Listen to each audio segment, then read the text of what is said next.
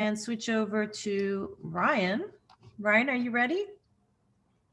I am as ready as I will be, Chris. It's live stuff. Things go a little bit sideways sometimes. It's okay. So I believe I just share my screen and present. Yes, please.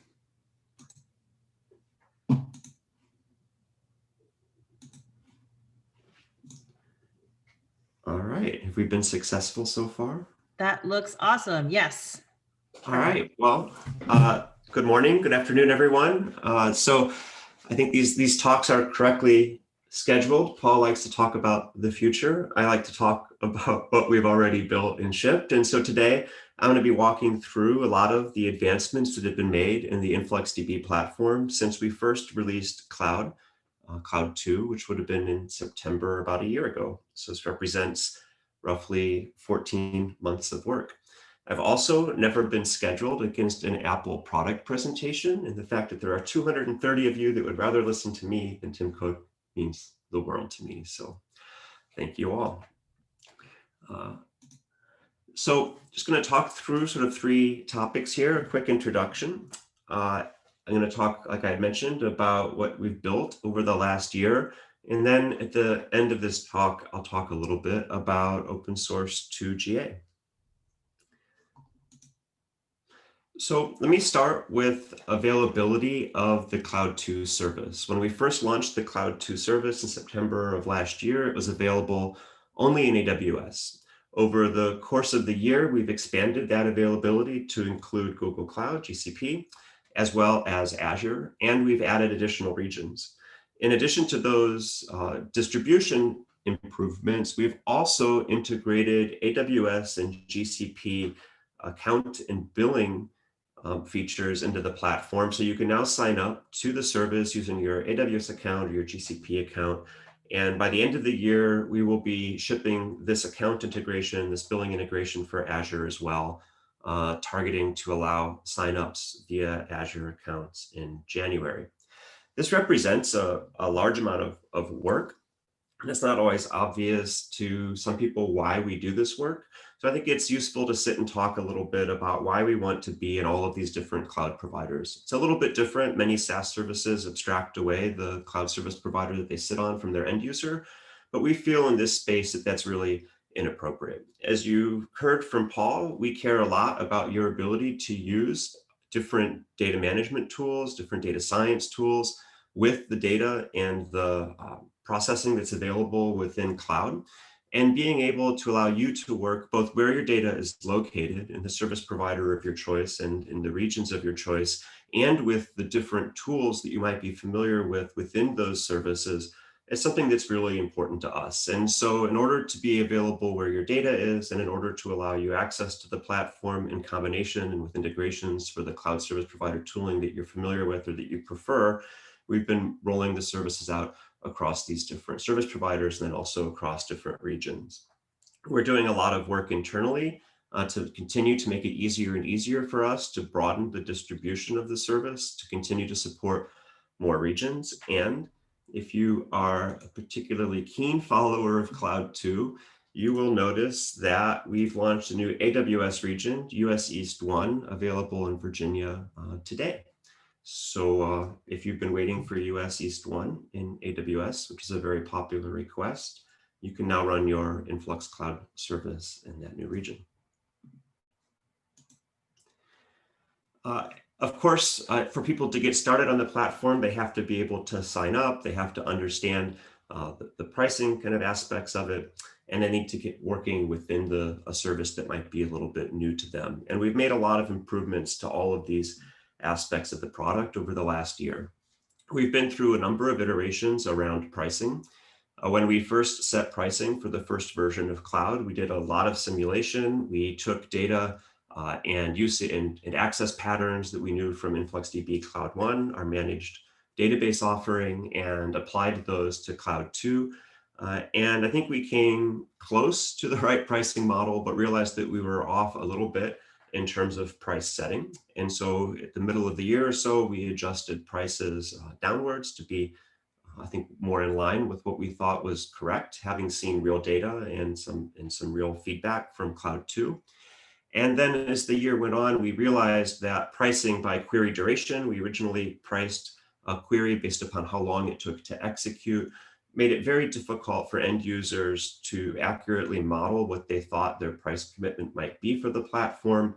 It also created some unfortunate uh, overbilling cases where a query might, for example, hang or take a long time to terminate, perhaps as an error in the platform, or perhaps because the user wrote a query that just took an extraordinarily long time to run and didn't realize that was going to happen. And so we've changed from pricing on query duration to simply pricing on simple query count. I think this is very much to the benefit of end users. It makes it much simpler to model what the cost of the platform might be to you to run a commercial application on top of it. And it also makes it much more predictable in terms of what the query pricing might end up being. We're now supporting annual contract and commits through our sales organization. We've also done a lot of work to make it easier to sign up and get started on the platform. So we've added OAuth 2, social sign-on with Google. This is a very popular way to sign on to the system. Majority of our new users kind of sign up this way. We've built a onboarding program that we call a Lighthouse program for selected users that would like to onboard onto the platform. This is a formal program that's run in combination with our product and our engineering teams, where we assign a senior engineering leader and a product manager to an account, and we work through a structured onboarding program. This has been a great way for us to kind of continue to get a better and better customer intimacy with those using the cloud product. It's led directly to 30 some improvements to the code level improvements to the product. And it's helped us onboard early customers. And so if you'd like to participate in this, reach out to us and we can decide if that's the right path. We have shipped an API only OEM multi-org model. So we have a couple of end users that would like to be able to manage multiple organizations under a single account. They essentially OEM the platform as part of a second product, and we've shipped APIs to allow that to be done in an automated way. We have added an owner-owner, basically an admin-admin multi-user model, and created an invite flow so that you can allow your team members to join your organization through an email invite flow. If you've used the product and tried to upgrade to the paid plan outside of the United States, you might have noticed that that can be difficult. The checkout process requires some information that's not always internationally applicable. And at the end of the year, we'll be revising that. We'll be shipping a new checkout flow to resolve some of those issues. That should be coming shortly.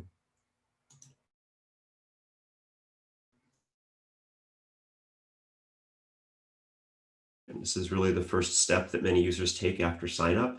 And again, we've spent a lot of time here over the last year improving the ways that you can add data to the system. I think the most, one of the interesting aspects of this, things are all interesting. I don't know that one is more interesting than the other. So I think what's certainly been compelling to users is the addition of our 1.x write endpoint compatibility. So if you had an application that was writing data to InfluxDB 1x, you can now point that same application at Cloud 2, and those 1x write endpoints are compatible. And so this is a way that you can sort of begin the limo ride from 1x to 2x, being able to dual write data in the case where you're not using Telegraf and configuring simply the 2.0 endpoint within Telegraf. Our Telegraf community is truly remarkable. It's one of the one of the coolest open source projects I've ever watched, and absolutely the coolest I've ever really been part of. We shipped over 55 editions to Telegraf over the last year. That's really remarkable considering the level of community contribution that intimates. I've cherry-picked a few of these to talk about. So there's been a focus on a couple of different areas. There's been a focus on network management with SFlow and SNMP traps, and on IoT endpoints with OPC UA and Modbus, as well as some abilities to gather data from Windows Event Log, which is commonly requested.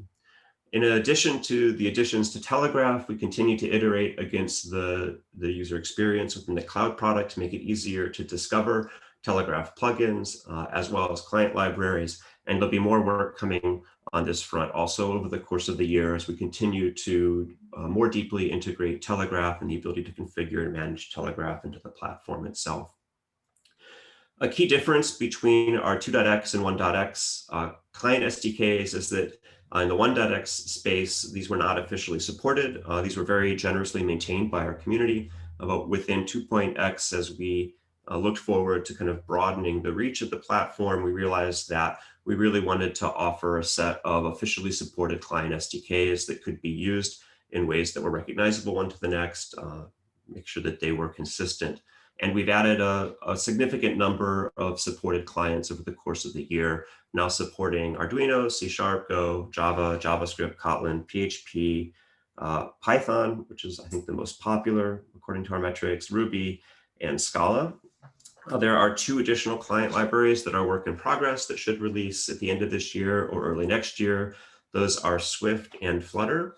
And there's a community-supported C++ client that's available as well for Cloud 2. So a large number of ways that you can integrate applications that maybe aren't amenable to Telegraf directly into the product. In addition, a common request within Telegraf is to improve the kinds of processing and transformation that Telegraf can do against data when that data is being written into Telegraf and processed by the Telegraf agent. And to accomplish that, the team integrated Starlark into Telegraf. Starlark is a Python-like scripting data for largely for transformations. It is a sandbox language. It essentially does not have access to network or to disk or to other stateful sources. And you can embed Starlark scripts directly into Telegraf configuration or reference a script from that configuration. And it allows you to do essentially kind of math or transformation against incoming data to map it into a new field. You can see an example here calculating the product of current and voltage. So love some feedback if anyone is using this, but it's so far I think it's been a nice addition. It allows Telegraf to do a little bit of transformation of data and to avoid more complex ETL of the database.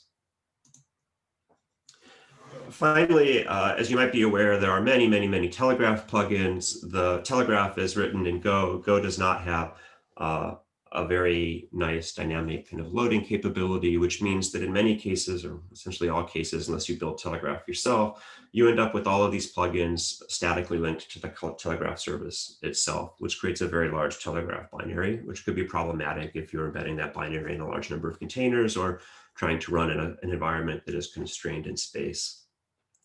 There are also a number of plugins that just really aren't plugins that we would like to have within the core of Telegraf. They may be useful to someone in a proprietary nature. And finally, there are plugins that would like to be able to utilize code and libraries that are outside of the Go ecosystem. So to accommodate all of these different capabilities or requirements, we've added the ability for Telegraf to use an out-of-process plugin. And so we call this the execd system. And you can use execd to invoke a proprietary input or a processor, aggregator, or output. And in all of these cases, you can write your own plugin that matches the execd RPC interface, and it'll run out of process with Telegraf itself. This allows you to use anything that you would like outside of the Go ecosystem. It also provides a way to continue to extend Telegraf with things that are maybe a little bit more niche or that are not necessarily needed by everyone or that are proprietary to you without needing to integrate directly into Telegraf and then build and manage that build process yourself.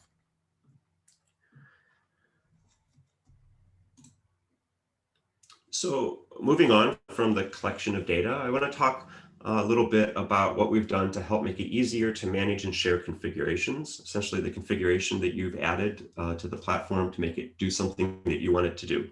So we've created a system called templates, and another part of the template system is a feature called stacks. And we use this in 2 different ways. So this is essentially one capability to create an offline configuration. And we use that offline configuration in 2 different ways. The first way that we use it is to be able to enable GitOps workflows for configuration against the platform. If you've used a large number of SaaS services, it can sometimes be difficult to get to a GitOps style workflow where your configuration is safely persisted outside of that service you need to create a durable copy to kind of undergo change control to make it reviewable, to see history of changes. And so the first way to use the template system is as a way of exporting and managing configuration. So you can run influx export, and this apply filters. You can filter by label, you can filter by resource type, and this will essentially create a template file, a set of configuration, a text file that contains the resources that have been defined and that apply to these filters. You can then take those template files and you can kind of merge and update them using these stacks commands to apply or remove configuration to the service. We've also been building out a way to distribute and load these templates directly through the platform itself. And so we have a community template repository. It's community templates. It's a GitHub repo where we accept and will review and manage contributions of new templates. And then templates that have passed that review process are available directly within the product themselves and are featured within a gallery on the website. You can see a link here, InfluxData products, InfluxDB templates gallery.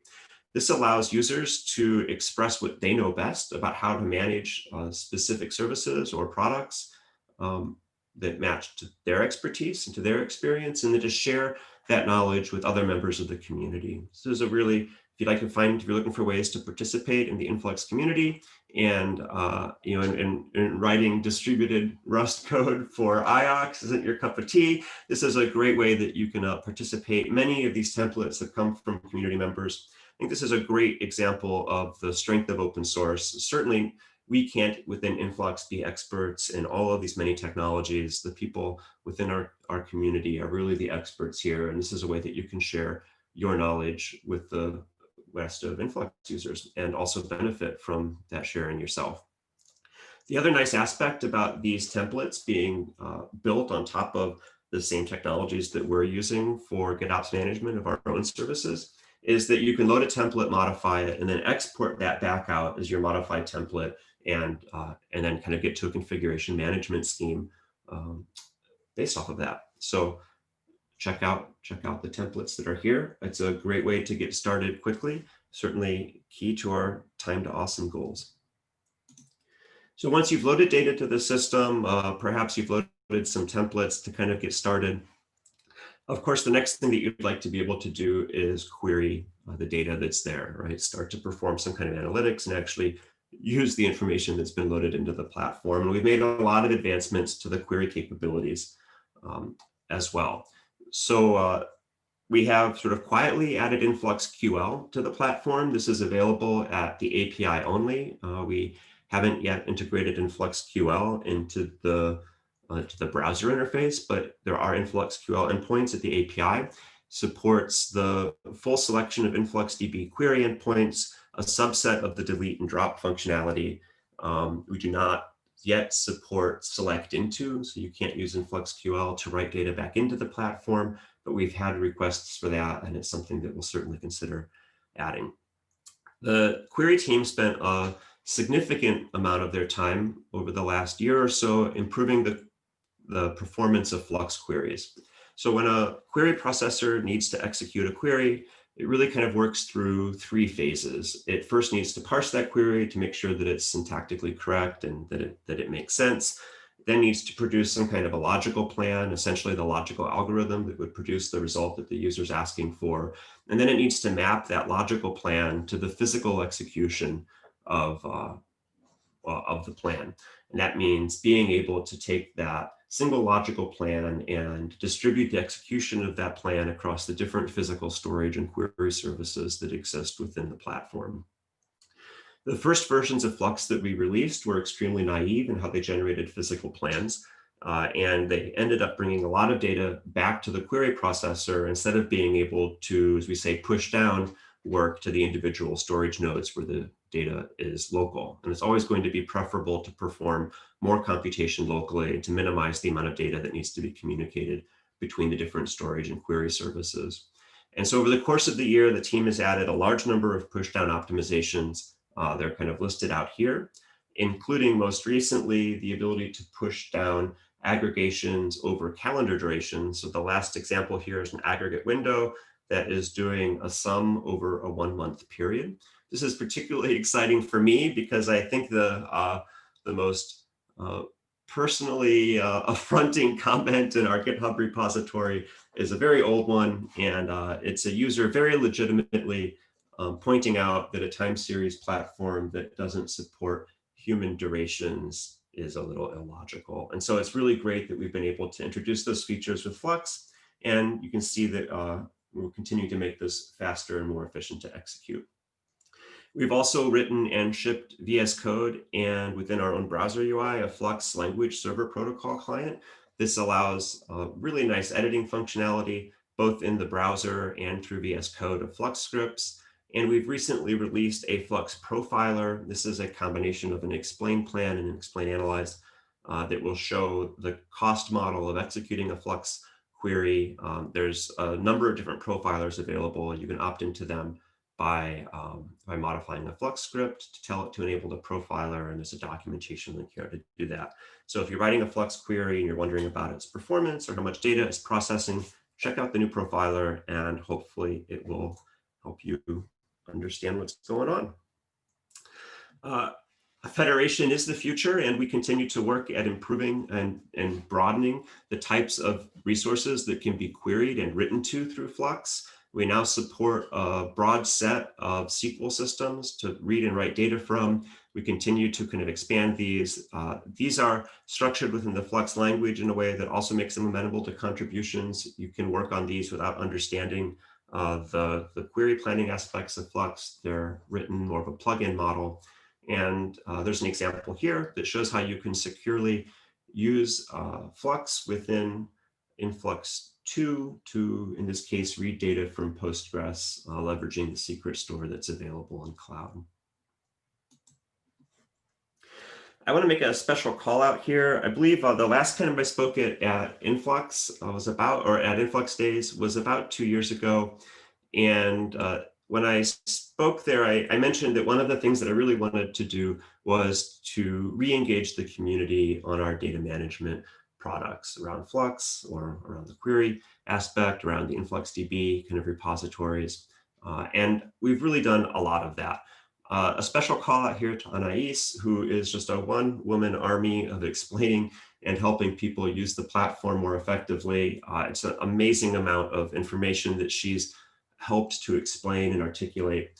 And really our entire team has recommitted itself, I feel, to our open source community. I hope that you've seen us become much more active in community Slack and in the community forums.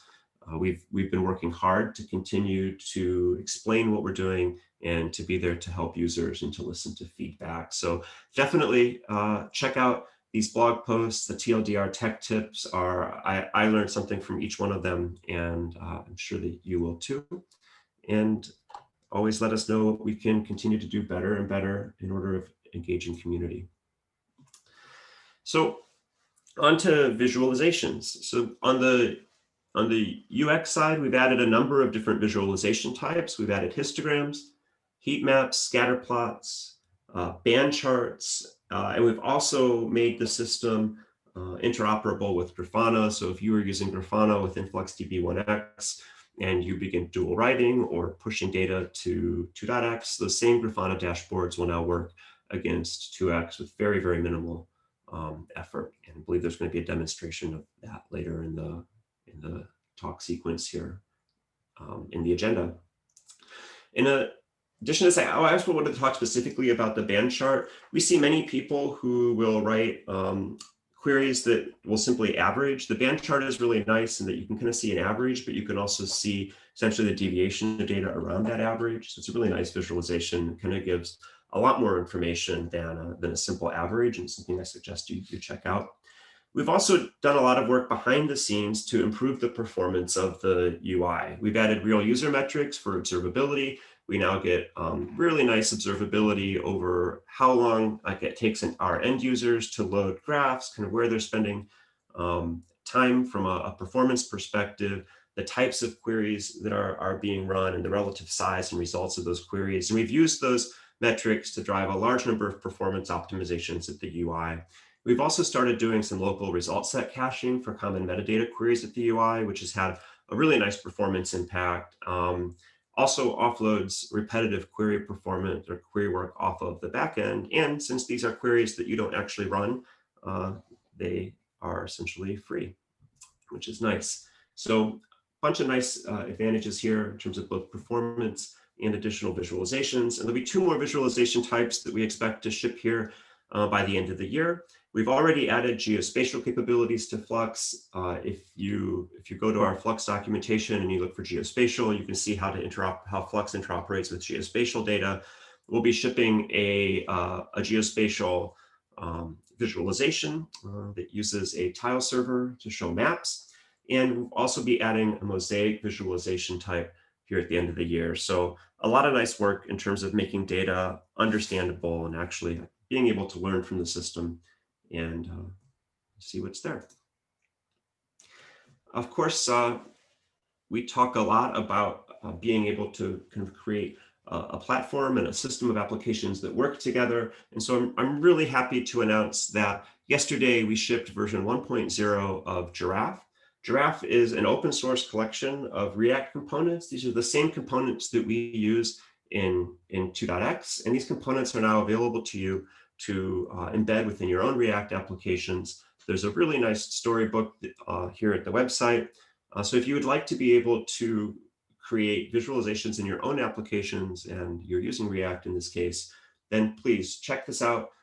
These are, of course, interoperable with cloud. It's the same set of components that we use to build our UI. If there are other visualization types that you would like to see added, again, these are open source, and they're here for you to use and extend as you choose. So we've also made a lot of progress in terms of adding different alerting endpoints. We've made really kind of progress in 2 areas here in terms of alerting. One, we've added a large number of different alert endpoints. I believe when we first shipped the platform, there were only 2 or 3. And if I multiply columns by rows, it looks like there are now about 12. In addition to that, we've written some documentation on how to use the various checks APIs within Flux, so that if you would like to write an alert that can't be written through the alert UI directly, we have some nice documentation how you can use the slightly lower level APIs within a custom task to produce the alerts that you need. We have a number of users that are doing this successfully today. In addition to this, there's been a ton of work done behind the scenes. This is sort of a call out just to the engineering team. There's just so much work that gets done that isn't always seen immediately by the end user, but that's critical to producing a service that's reliable and scalable. We've built out a proactive support process, so we kind of dashboard and alert internally.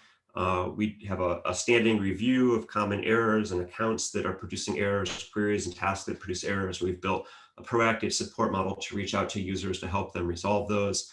We manage the cloud through a multi-cloud, multi-region continuous deployment scheme that's built on top of Argo CD that's dramatically improved in sophistication and capability over the course of the year. As Paul mentioned, we now are monitoring our own cloud service with another instance of cloud. We treat this actually as our first production service in terms of our CD rollout. So we will not ship code to end users until we ship it to ourselves and use it ourselves to monitor our own cloud infrastructure. We've built an incident response process and an incident bot, which I believe is open source, the Slack bot that kind of controls an incident process and helps us produce root cause analysis reports and other tracking. We've integrated feature flagging into the system on top of a product called ConfigCat, and recently open sourced our Elixir client for ConfigCat. So if you're a ConfigCat user and an Elixir user, check it out. ConfigCat team has been great to work with. We've gotten a ton of value out of their product. I can highly recommend it. And then there's been a bunch of work at the storage tier around entropy detection. We have a sophisticated backup system that auto replays backups continually to verify them. We've continued to improve retry capabilities throughout the system to hide intermittent errors or to retry and not expose intermittent errors to end users. And we've made some significant improvements to our deployments to minimize some errors that could happen during deployment.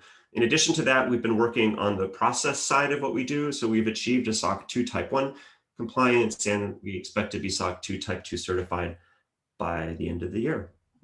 So that's a little bit of what we've been building on the cloud side. I'd like to kind of sit and talk through next what we've done for open source GA, and then we'll leave some time for questions.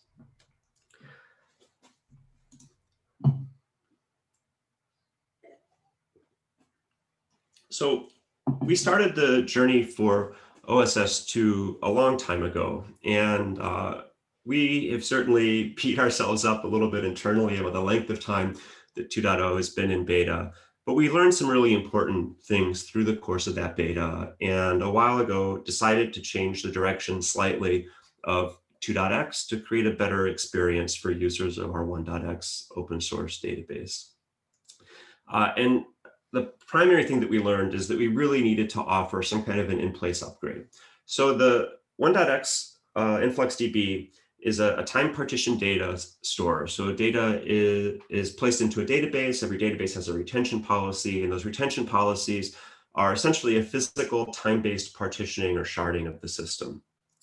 In the original 2.x system, we had done away with that retention organization and instead managed retention through an internal delete process. This is kind of a technical trade-off that we thought would be a positive trade-off, but realized, of course, that would mean that to move your data from 1.x to 2.x, it all had to be rewritten. That entire database had to be transformed to essentially undo the 1.x sharding by time and to place it into untime partition buckets within 2.x. And that was a real barrier for people who wanted to be able to adopt the early 2.x builds to get advantages from the 2.x API and user interface and the other integrations. And so we undid that decision. We went back and changed the configuration of the storage tier within the 2.x OSS beta to again make it time partitioned so that it would be aligned and partitioned similarly or equally to the 1.x code. So this essentially allows an in-place upgrade along with upgrade tooling that we've written to convert from 1.x configuration to 2.x configuration, to convert users and auth and other configuration bits, so you can get an in-place upgrade capability to go from 1.x to 2.x. And so this is the primary thing that we've learned in a relatively late change we made in the beta process, but is now capability. So let's talk a little bit about what 2.x is. So when Paul first built InfluxDB, kind of the tagline, and I never get this quite right, Paul, I apologize, but it was essentially a time series database with 0 dependencies. It was focused on being trivial to install and very fast to get started with. Of course, within the tick stack, InfluxDB supplies the database, but if you would like to kind of get the dashboarding user interface or the management user interface or any of the alerting capabilities, then that required installing and managing chronograph and capacitor as well. So 2.x takes these 3 different components, the database, chronograph, and capacitor, or at least the features from capacitor, and it integrates them into a single binary that is still 0 dependencies and easy to get started with. So this means that you can now install OSS 2.x. You can run the upgrade scripts to migrate from 1.x to 2.x, and you begin using 2.x UI and the 2.x task system and all the visualizations, everything else that comes with 2.x directly against that 1.x database. The other aspect here is that by unifying all of these components together, we've eliminated the various RPC or network calls that kind of flow between them. This makes it much easier to secure the system.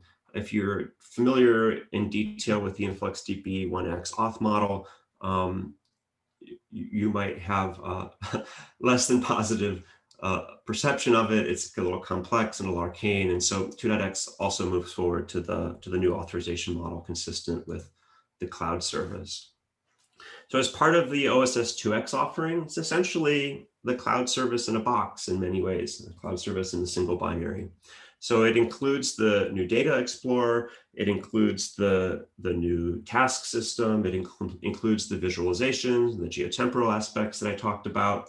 It's essentially all the capabilities of cloud, but presented as a single open source binary. So yes. And finally, it's an example of the Flux editor. So you can see the Flux editor is now kind of also directly included. The key point from OSS 2 is that it's API and query compatible with the cloud system. And we'll be talking more about why we think that's important later in the agenda, but we're really looking forward to the things that we can build by connecting InfluxDB and Telegraf at the edge with cloud at the core. To achieve that, it's really important to us to create an open source system that is API and query and user experience compatible with the cloud service. You can choose essentially the modality that you want to deploy these into. And so cloud and open source, they share a common CLI. The client SDKs are common and shared across them. They share the user interface, and templates are compatible across OSS and cloud. So for example, you can stand up an InfluxDB OSS 2 instance. You can build out the configuration that you want. You can create an export of that configuration using the template commands that I showed earlier. And then you can apply those templates directly to cloud and move your configuration into the cloud service as well.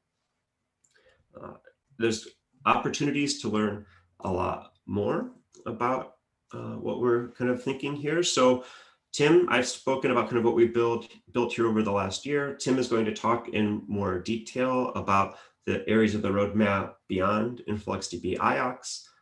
So check this out if you'd like to learn more about how we think about the platform as a whole and how we see the relationships between OSS and Edge and cloud at the core.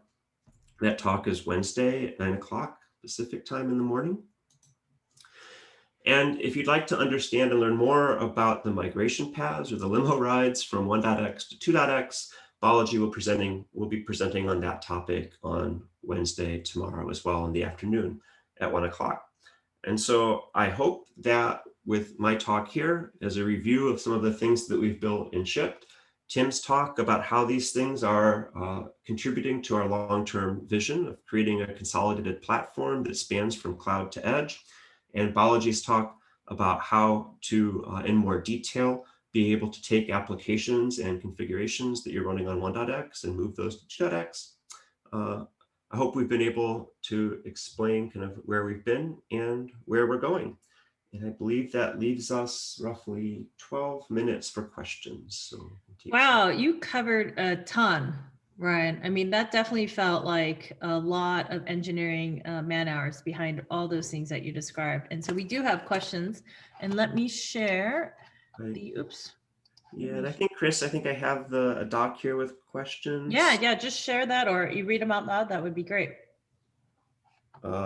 All right, I will do my best here. I may have, for some of these questions, I may need to take a note and have someone reach back to you. As Chris said, this is a tremendous amount of work. There are a whole team of people who are much smarter and more clever than I am who actually build this stuff. I just get to stand here and talk about it. So let me do the best I can with these questions. So question on InfluxQL. Are there plans to support InfluxQL in the browser?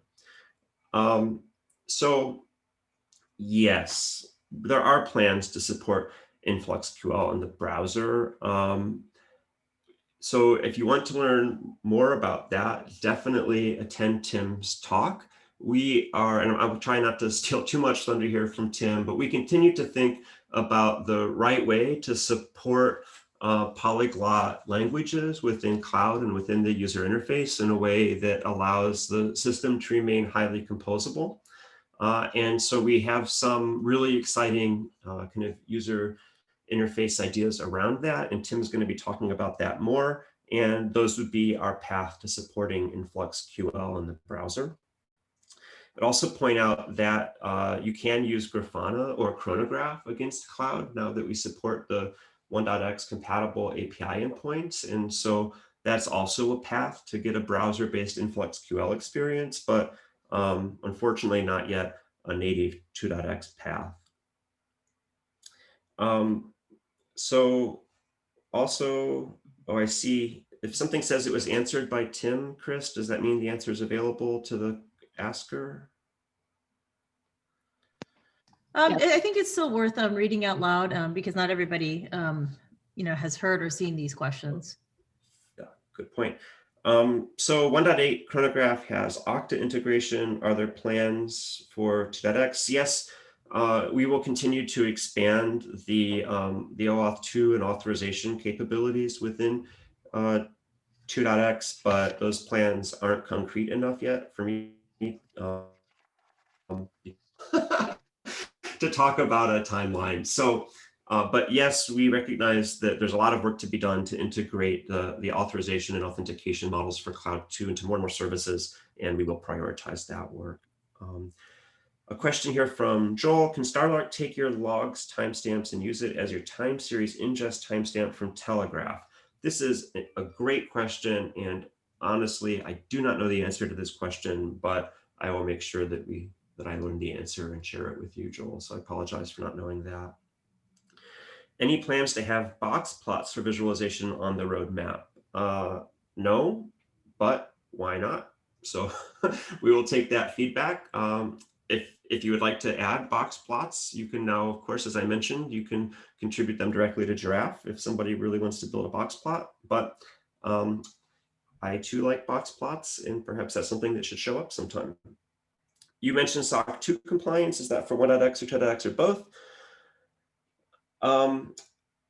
Wow, I think it's only for 2.x, but Tim here on the line? Do you know the answer to that question? No. It is both. Oh, it is both. Okay. Yeah, both the single tenant edition of cloud, which if you're already there, or the multi-tenant edition of cloud, which has been live now for a year. Excellent. Thanks for correcting me, Tim. So for both. Is there a tick script to Flux migration tool? There is not. However, we do have some mappings available of tick script to Flux functionality, but to date, we haven't planned an integration tool for that yet. I will point out that, again, because of the endpoint compatibility within cloud, you can run capacitor externally to cloud. And so you can continue to execute tick scripts against data that's resident in cloud, but it requires you to run and manage capacitor yourself. When can we have an InfluxDB 2.x OSS final release, production ready? That release will be available tomorrow afternoon. To be honest, we had fully intended on shipping that at this talk, but last night we found one more defect that we really believe should be fixed before we mark this as GA. The team is working on that as we speak, and we'll have a final build for you tomorrow. I am quite new to Influx, but is there any plans to make InfluxDB and the supporting tools more user-friendly to C++? Currently, I'm only really using curl to communicate to my server. So there is a C++ community contributed library, Victor, and we can help you find that. I'm not exactly sure what its URL is off the top of my head, but we can certainly point that to you. And there are some other C++ users out there that are using that, and perhaps they'd help you figure that out. Ryan, I think one thing I just want to stress again to the community and to your team is that there's a lot behind this 2.0 release. I mean, if we were to pick one of the topics that you reviewed, just Telegraf, just the visualization, the templates, there's so much behind these things that each of these topics could easily have a couple of sessions behind it going into great detail. And so I do want to congratulate you and the community members, because I do think it's quite a significant achievement. And I also want to recommend to all of our viewers, take another listen to Ryan's talk. And I think you'll be pleasantly surprised to see that there's probably a lot of things that you were asking for that are now available in InfluxDB. And I have to say, Ryan, I think I've heard the best quote of my life during your talk when you said, not supporting human durations is illogical. That just speaks volumes to your personality. It's just so hilarious. We still have a couple of minutes, so if anybody has any more questions or wants to chat with Ryan while we still have him, we still have a couple of minutes, so please feel free to pop those questions into the chat. So Ryan, I'm going to ask you a couple questions.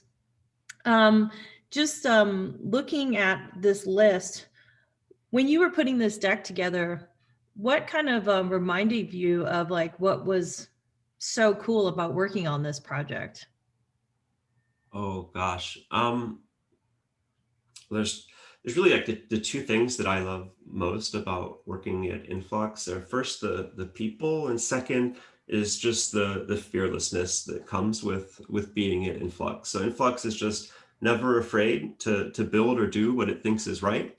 If that means building out a new cloud service when we have a successful enterprise business, so be it. If it means, from several years ago of supporting the 4 different tick stack products, as well as their 2 different enterprise flavors.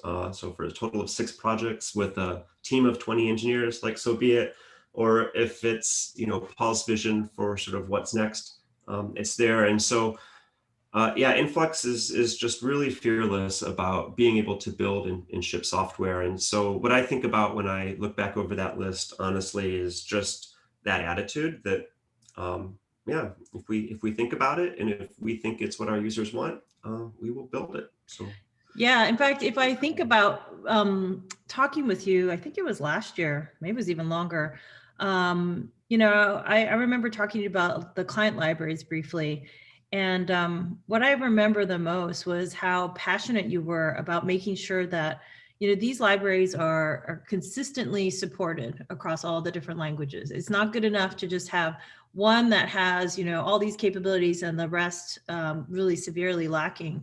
And I just remember how passionate you were about making sure that they were all up to a really high standard. And so I'm sure the community appreciates that too.